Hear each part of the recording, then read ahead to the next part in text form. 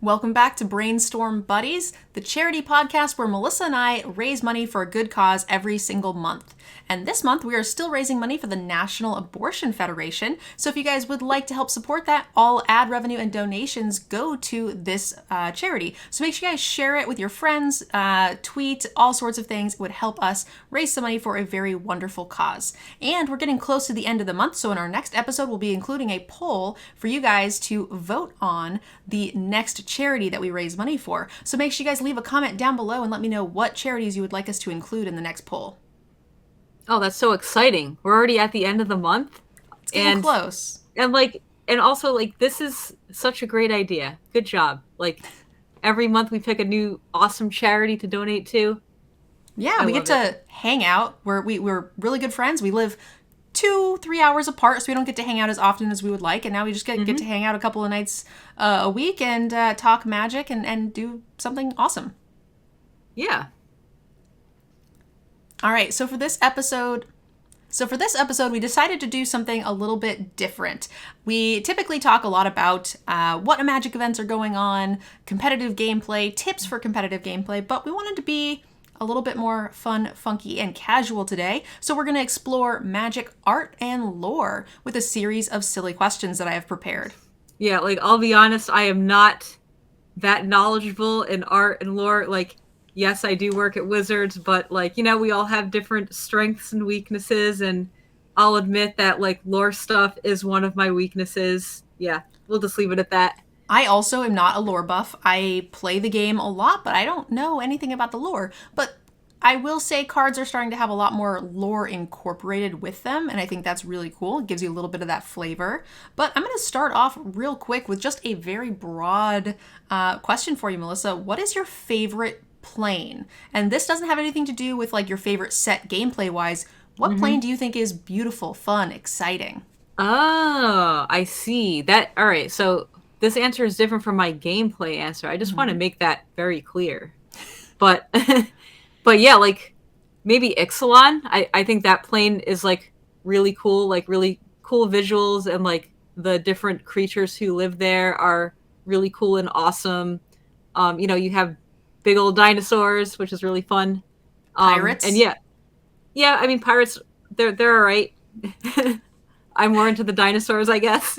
I am a big dinosaur fan. It is a unique sort of plane, which I think is really cool. We see a lot of similar ones as far as the creatures that inhabit those planes, but Ixalan is definitely not your typical plane.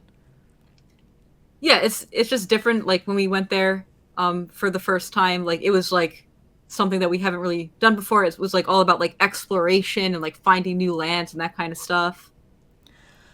I'm a little torn. I feel like I have to exclude one of the newer sets because I feel like I'm so biased to just absolutely love it that I feel like it kind of takes away from a lot of what Magic has done. Also, I'll give you two answers.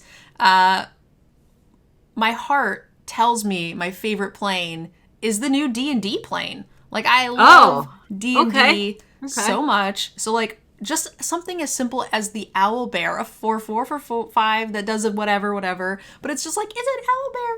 Oh my god. This is an owl bear. But that's not a true Magic plane, so I feel like that answer is a little cheating. So we are gonna go with it's been a long time since we've been there, but I kind of like elves, and Lorwyn's a little bright. My instinct would be Lorwyn or Dominaria, so I'm just gonna go with Lorwyn because I think that we should go back there and explore it some more. Yeah, so about Lorwyn, so I was considering answering that, but there's a lot of creepy things on Lorwyn. The Kithkin, they're pretty creepy, and what else? Are they called Noggles? Those little donkey people? And I don't know the names of these things. I'm gonna botch all the names. I know it. But look at Shadowmoor creatures and you'll know what I'm talking about. They're all just creepy looking. Do you want to live with all those creepy little things? Well, the question was what your favorite is just flavor-wise, not necessarily which one you'd be willing to live on. But that is a segue into which plane, if you had to get stuck on a plane forever, which one would you be willing to be stuck on? And I feel like, Yeah, see, clearly I was thinking more along of the next question, obviously. yeah, like, Yeah, do you want to be on the plane with all the dinosaurs? Because that's also probably kind of not. scary. Yeah, honestly, like, this question, I don't even know if it has a good answer because I can think of many reasons not to live on anything. Like, Innistrad is, like, scary as hell. You got dinosaurs on Ixalan, all those creepy little things in Lorwyn, and, like, on Eldraine, I don't know, the fairies are probably just gonna mess with you. Um, do you know Wrath? There's a plane called Wrath. That's where what Tempest Block is. Okay. Like, that thing is in ruins. So yeah, get out of here with that one.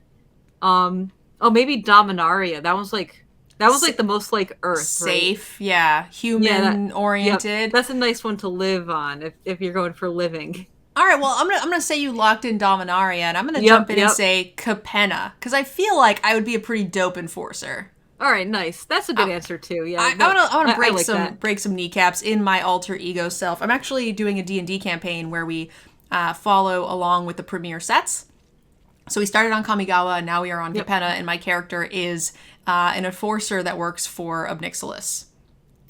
Oh, that's really cool. And yeah, Yeah. Capenna is actually a great answer. I wasn't really thinking about new stuff, like, but yeah, Capenna. I don't know a lot about like everything that's on Capenna because it's just so new, Like I was Yeah. thinking more like, what are the sets I played long ago? But Yeah, Capenna like, is brand new, really. even the monsters and stuff are wearing like overalls and suspenders and like, Oh yeah, suits and stuff. So I feel like it's yeah, more civilized. yeah. And, Obnixilis might kill you, but I mean, that's a risk I'm willing to He take. has too many other things to do. Like he won't like be concerned with us mere mortals. Like we don't have to worry about him. I think that is probably true, but we don't have to worry about an Obnixilis. But here's another question for you: which planeswalker would be your best friend if given the choice? Who is the Oh, coolest? All right. So my answer is sad because my answer is a Johnny. And as you know, unfortunately, a Johnny is completed. You knew that, right? Yes, I heard today it was spoiled indeed that he was in fact Yeah. completed, which is sad. Yeah. We just had I was so Tameo. sad when I found out about this. Like, so spoiler, I knew about this over a year ago because I work on the sets like very far in advance. And like, I knew we were gonna do another completed Planeswalker. We did Tameo and Kamigawa, and I knew we were gonna do another one in the next set. Well, not technically the next set. We didn't do one in Streets of New Capenna, but you get what I'm saying. Mm-hmm. And I was like, oh, that's really cool. I wonder who it's gonna be. And then I found out it was a Johnny. I was like, a Johnny? No, but he's a kitty. You can't no. And also he's like so like nice and like he's like inspirational. He just wants you to do a good job, and like all the artwork with his little kitty children or whatever. Like the Secret Lair Mm-hmm. extra life artwork is what I'm talking about. But like he's just such a nice guy. And he's completed. He's a Phyrexian now. We did So. top 10 dads for like Magic Mics, and I looked up like Reddits about it. People were asking like for Father's Day top 10 dads, and everybody said a Johnny, but a Johnny was the only one on the list that wasn't a dad. So he has that sort of dad vibe. Yeah. And, Do you remember when Arena first came out and they had all the voiceovers for all the Planeswalkers? Oh, the Ajani one. He's just so positive. He's like, you can do it, friend, and you have done so well. I'm like, yeah, Johnny, yeah, I am gonna do it for you. oh my gosh. Okay, so your answer of who your best friend would be a Johnny. Before he was completed, I don't know if I want to be friends with him anymore. But before a Johnny. Yeah, he's not completed yet. The set's not out. You're still okay. safe All for right, a few we're more good. months. Okay. Before you have to like ghost him, it's fine. I feel like who would be my ride or die? Like, I don't know. I feel like Chandra would be a pretty dope best friend. I'm not a huge Chandra fan, but like I feel like we could get into some trouble and hang out. Should be a good hangout buddy. Nice. Yeah. Chandra's a good answer. She seems really cool. Now, the flip side of this question is who would be, if you get to pick one planeswalker to take into a fight, who would you want to fight with you? That's a much harder question. that's hard because like I would not win with the majority of them. Like Garrick, hell no. They're all like, like these big baddies. I don't really want to fight with them. They're all kind of intimidating. No, no, no. So, Who would be on your oh, side to take on into my a fight? Oh, probably so many. Okay. Like, yeah, who would Yeah. you pick to be your buddy in a fight? All right. Well, I'm assuming that I want to win the fight. Like, it's probably Garrick. Like, he seems like he would be a good fighter. Isn't he dead? I can't pick somebody who's dead. Well, no, you can pick someone who's dead. I'm just pointing out that he's already lost a fight. He's like one of the only planeswalkers who's lost epically. Wait, is he actually dead or did he just get cursed? I think he's dead in the lore, isn't he? Right now, right now now I'm he's dead. Embarrassed because I don't actually know, but I know that like he was cursed, and then he came back for I think it was Eldraine a few years ago. It was Eldraine, right? I was a core set. I think he died in War of the Spark. No, Like dead. I thought the planeswalkers who died in War of the Spark were Ral. No, not Ral. Dak, the other blue-red guy. Sorry, Dak Faden. Wait, who did you say? I said Ral, but no. Ral is the planeswalker you picked? No. I was talking pick? about the one who died. I said Garrick at first. Oh, you said Garrick. I thought you said Gideon. Oh, no. I'm sorry. Garrick is not dead. Gideon is dead. That's why I was Gideon like, you're picking a dead guy? Gideon definitely died in War of the Spark. Yeah, but no, I said Garrick. He's so big. Yes. He's like a giant. Yeah. And he can summon wolves to like battle with you, so you get like a little bit of an edge, right? Oh, I love wolves. That sounds great. Yeah. Get in here, Garrick. All right. Who would be my go-to battler?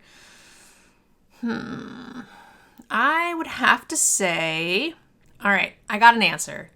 Teferi. He'll just tuck any problem, any fighter that comes to what the heck? That was mildly creepy, but also very adorable. It's a Johnny. Anyway, is. I didn't mean to interrupt you. I just had a Johnny. That is perfect. I adore it. I'm going to steal it next time I come over. Yeah, Teferi I think is a great answer because he'll just tuck he'll tuck your Grook and call it a day. Yeah.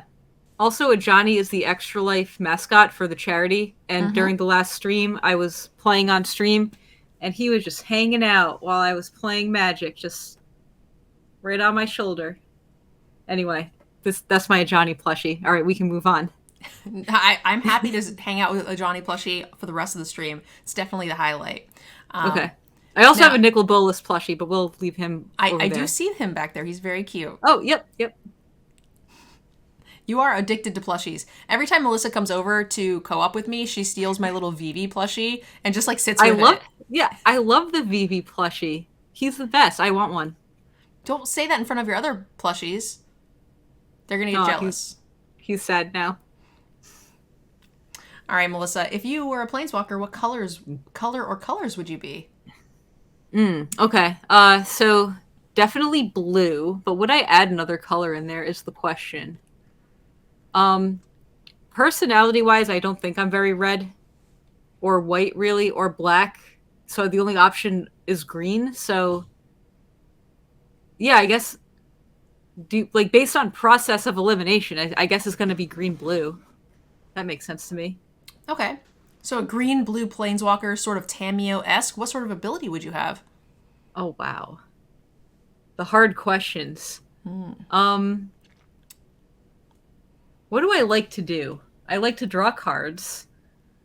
I like to do cool, like, I don't know, like, I like to build little engines of, like, cool, interesting stuff, like, maybe, like a token engine, or, like a, I don't know, do a thing, get paid off. It's, like, kind of like how I like to play Magic. So, something along those lines. Because you're a member of R&D, could your ability be to rewrite a card within a set of parameters? This would be like an alchemy thing, but it was yeah, sure. Like an unset thing, right? Yeah. Or like you could switch out keywords, and you could do something sort of gimmicky with the idea of like Yeah. set design. That'd be cute. Yeah, if we're going like in actual literal terms of what would I do in real life as a planeswalker, yeah, that's actually kind of funny. It's just like uh +1, change the power and toughness of target creature up or down by 1. Like you can change a 3/3 to a 3/4 or something, I like it. or to a 3/2. Yeah, within like a realm of like specifics where you couldn't just be like, oh, you're a dead creature now, but you can actually like change No, them around to make it has them. it has to be a small tweak. Mm-hmm. You know, I like that. and That's then cute. like maybe the minus is something like put a keyword counter from a subset on one of your creatures. Like choose from flying, vigilance, Yep. Sort of like ward, the new Elspeth. hexproof.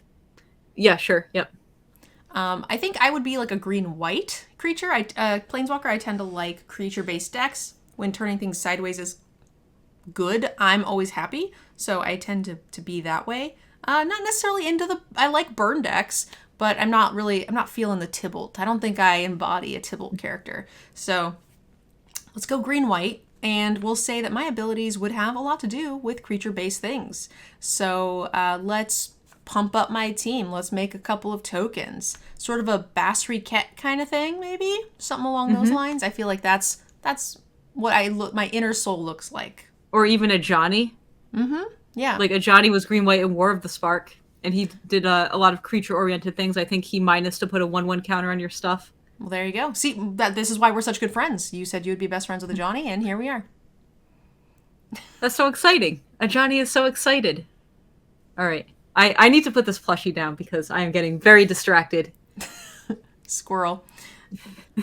All right. I have one final question for you, Melissa.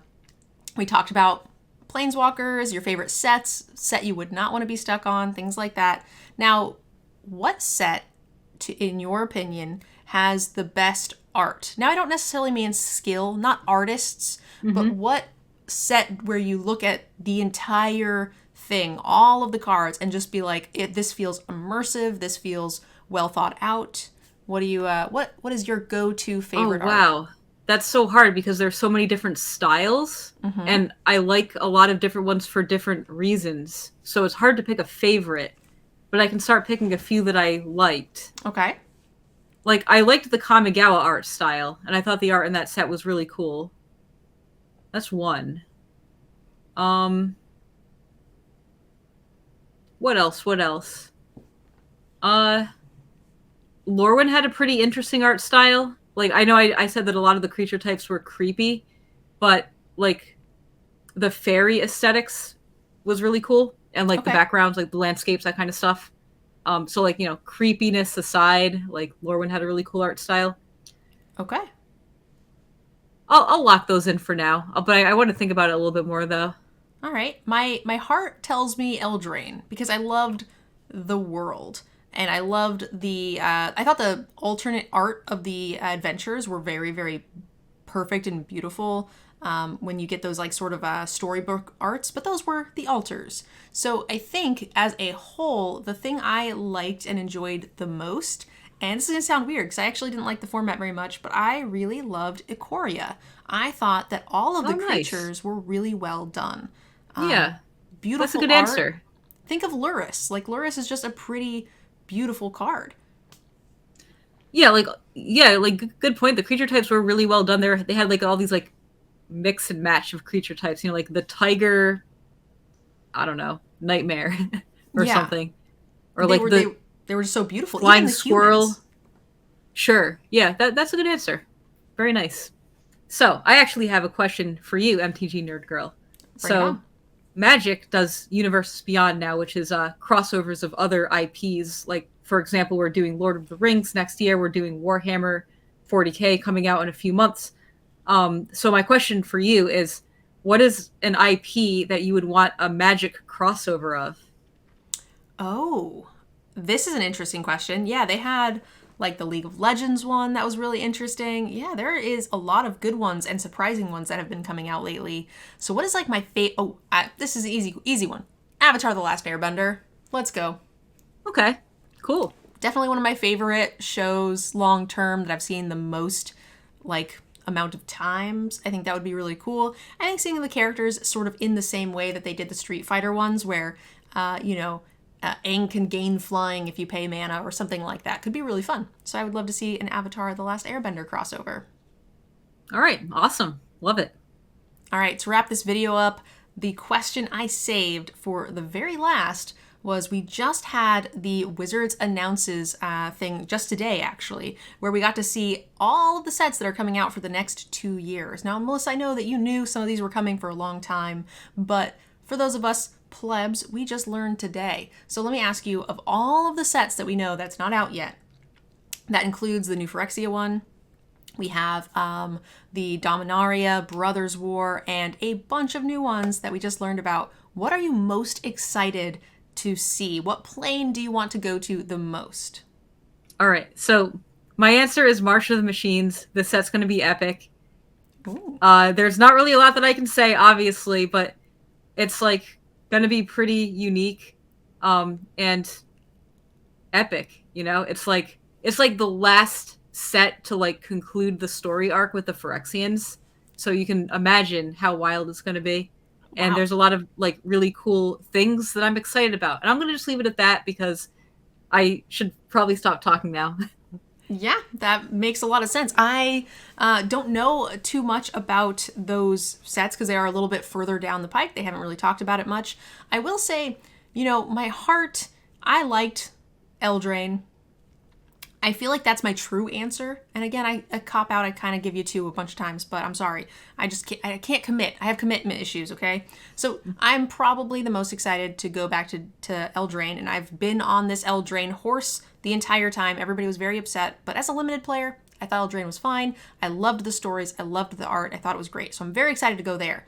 But my for funsies answer, and the thing that gives me some joy every time I think about it, is Unfinity. Oh, right. Yep. My gosh, I want to go to Unfinity so badly. The art is colorful and it pops and it's fun and whimsical. And also I love drafting unsets because it's always a good time. Yeah, unsets are not really my jam. I don't really like that kind of stuff, but the art is really cool. Like, you heard it here first, guys. Melissa the Torah hates fun. What? Magic is just fun. Magic is like, there's so many ways that magic can appeal to you. But you could have stickers. How do you... Oh, I like stickers. I just don't like just the silly, weird... I don't know how to explain it. Like, so when the last Sunset came out, Unsanctioned? Stable? Was Unsanctioned the box set? Not that one. Anyway, like, we do like a seal deck play every week at work, just like as like a team building, So we were doing the most recent unset, which I think was Unstable. It's the one where you can combine the creature types together, And I just remember, like, the games just weren't fun. Like, if you like being silly, then fine. But like the gameplay was not like Magic gameplay from what I knew, so I just didn't really like understand it. I remember just not really being into it. Yeah. Melissa hates but fun. I like reading the cards. The cards are really fun to read. I don't know. Maybe this set will be cool. Stickers are pretty interesting. I did playtest this set, and I did get to playtest with stickers. So, yeah, it's imagine keyword counters. I think is like a typical gameplay of what it is kind of like. It's just like, hey, you get this resource, which is the tickets. And then you can spend that resource to upgrade your magic card. Like, that's not that silly. That's kind of normal, like spend mana or whatever to make your creature bigger. In this case, maybe you're putting a hat on it. Yep. I know you can't, and I don't expect you to respond to any of this. This is just one of those where Nerd Girl goes on a segment and talks about things that you cannot talk about. I think that there's a lot you can do with stickers, and I think it's really cool. So we don't actually know a ton about it. Like, we haven't seen a lot of the stuff yet, which I think is cool. But I had this really neat idea of, like, what if you replaced the land in the pack with a sticker card and you drafted them just like you drafted Snowlands. And let's say the sticker said first strike, flying, whatever, or, you know, gets +1/+1 at the end of every end step. And you had to draft those with your cards, and then you could stick them onto cards where they had an empty sticker slot. I think that there's like so many cool things that you could do with this, so I'm really excited. I hope it goes well, and I hope they continue to explore. That's all I'm gonna say about stickers. Yeah. Yep. I won't add any comments, but like for the most part, I agree with you. I think stickers are cool. And also, like, I just love stickers because I've always just kind of collected them. I never stick them on anything because I have commitment issues, but I will definitely be sticking them this time. I also liked stickers as a kid, and I also never wanted to stick them, except I remember there were these like sticker books where you could collect all the stickers. Like they were of different like themes. Like there was like a Ninja Turtles book and I don't know, a Transformers book and maybe like a Barbie dolls book. You know what I'm talking about? Mm-hmm. They were like sticker albums from the 80s. I don't know if they were popular, but if somebody was a kid in the 80s, you probably had them. And you bought sticker booster packs. Do you know what I'm talking about? Do these I remember sound familiar sticker to you? collector books, but it wasn't like specific themed. It was just forged stickers in general, and I had those. All right. No, these were like themed of like pop culture, like cartoons Okay. that kids would like, you know, like Care Bears or whatever. And you would buy these sticker booster packs, and there would be like rare stickers, and then you would, you know, the sticker would, they were all numbers. You number 1 through 300 or something. And you would just like, all right, what's my sticker? All right, 259. Go to that page in the book, stick the sticker on. Sometimes they told a little story. Sometimes they made a little comic strip or something.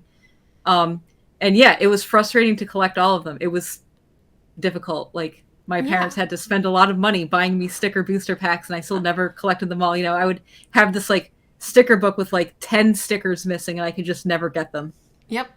Anyway, I didn't have a sticker book, but I had like I collected the Lion King card game. It wasn't even a card game; it was just collectable cards. Okay, just trading cards. Yeah, yep. But they had ones where they had just like a section of an art, and when you put them into the 3x3 binders that we all had as kids, right, the little 3-ring binders, and they had the card sleeves, so you could put them in there, and it would form one photo. The 3x3 would, you know, so you had like these puzzle pieces kind of that you had to collect, and it would just frustrate me to no end when I had like a piece missing. So very similar feel. These sticker books were very similar to what you're describing. Like you would have like a little 4x4 or something that you would have to complete in the book. So if, you know, you're a kid and you're missing one, that's super frustrating. It's like, I can't finish my picture. And duplicates are the worst. Oh yeah, they were the worst. They were actually the worst. All right, guys, I think that is quite a bit from us. So thank you guys so very much for watching our Brainstorm Buddies charity podcast. Melissa, thank you so much for joining me. Thank you for having me, as always. And don't forget, guys, leave us a comment down below and let us know what charity you would like us to include in the poll for next week, so that way you guys can help decide what charity we raise money for next. We'll see you guys next week. Thanks for watching. Have a good night. Good night, everyone.